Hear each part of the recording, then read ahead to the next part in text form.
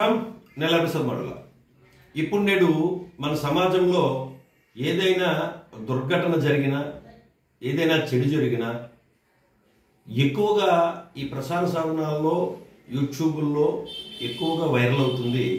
దాన్ని ఎక్కువగా ప్రమోట్ చేస్తున్నారు, కానీ మంచిని ఎక్కువగా ఎవరు ప్రమోట్ చేయట్లేదు. దీనికి మారుతున్న మన యొక్క ఆలోచన సరళి ప్రవర్తనకి నిదర్శనం.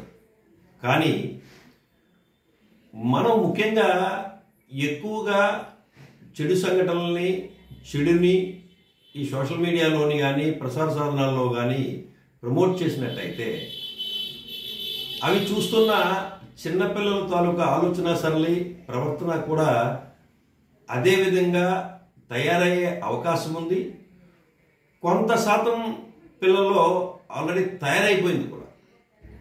ఎందుకు నేను ఈ విషయాన్ని చెప్తున్నానంటే, ఇప్పుడు ఒక వీడియో వైరల్ అవుతుంది. అదేంటంటే, ఒక అబ్బాయి దగ్గర వాళ్ళ తల్లి మొబైల్ తీసుకొని చదువుకోమని చెప్తే ఆ అబ్బాయి ఆ తల్లిని బ్యాట్తో కొట్టినట్టుగా ఒక వీడియో ఒకటి వచ్చింది.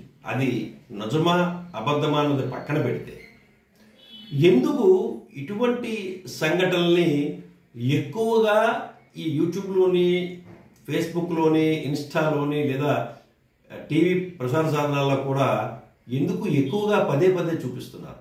దీనివలన